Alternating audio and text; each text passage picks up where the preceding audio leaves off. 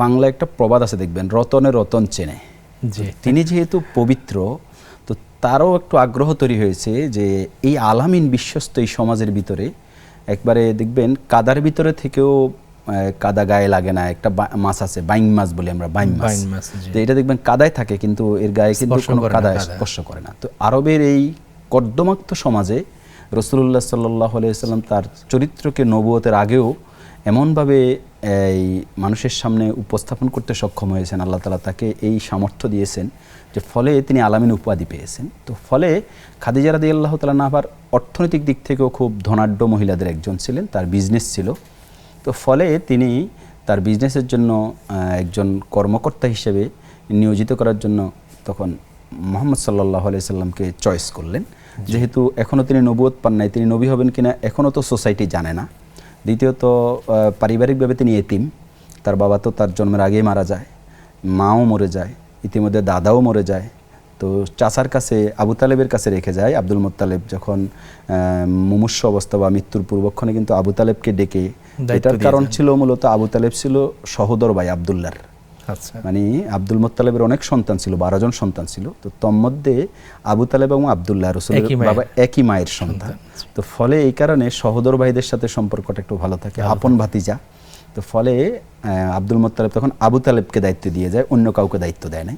তো ফলে আবু তালেব কিন্তু পারিবারিকভাবে অর্থনৈতিকভাবে খুব দরিদ্র ছিলেন এবং তার কয়েকটা সন্তান ছিল। এবং আমরা সহিহ বুখারীতে হাদিস পাই যে রাসূলুল্লাহ সাল্লাল্লাহু আলাইহি সাল্লাম পরবর্তীতে আবু তালেবকে চাচাকে প্রস্তাব দিয়েছেন যে আপনার 4টা সন্তান, এগুলোকে লালন পালন করা আপনার জন্য অনেক কষ্টকর। তো এক কাজ করুন যে একটা আমি নিয়ে যাই, একটা আমাদের চাচা আব্বাস রাদিয়াল্লাহু তাআলা নিয়ে যাক। তো ফলে দেখবেন এই রাসূলুল্লাহ সাল্লাল্লাহু আলাইহি সাল্লাম আলীকে নিয়ে যান, লালন পালনের দায়িত্ব রসুল নিয়ে যান।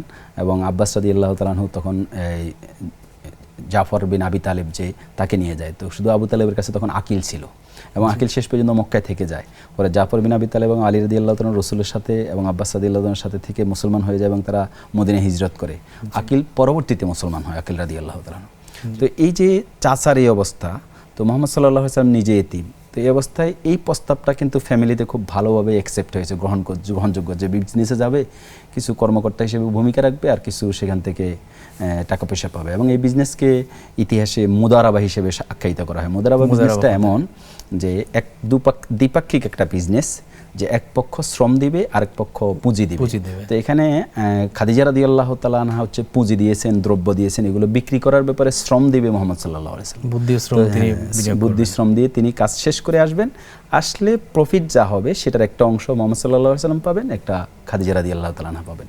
তো যিনি অর্থ দিয়ে এই লাভ পাবেন তিনি অর্থের লাভ, আর যিনি শ্রম দিয়ে লাভ পাবেন তিনি শ্রমের। এই দ্বিপাক্ষিক বিজনেসকে আরবিতে মুদারাবা বলে। এবং আমাদের দেশের আজকের আধুনিক অর্থনৈতিক ব্যবস্থা, ইসলামী ব্যাংকিংয়ে এটার কিন্তু ব্যাপক প্র্যাকটিস আছে। আপনি দেখবেন যে মুদারাবা বিজনেস।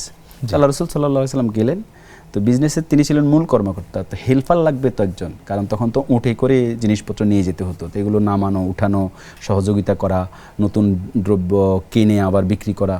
তো তখন খাদিজা রাদিয়াল্লাহু তাআলা তার সাথে একজন হেল্পার দিয়েছিলেন, যেটা দাস ছিল তৎকালীন খাদিজা রাদিয়াল্লাহু তাআলার মালিকানা। ঐতিহাসিক জ্ঞানী ইবনে সাদ এটার নাম দিয়েছে মাইসারা।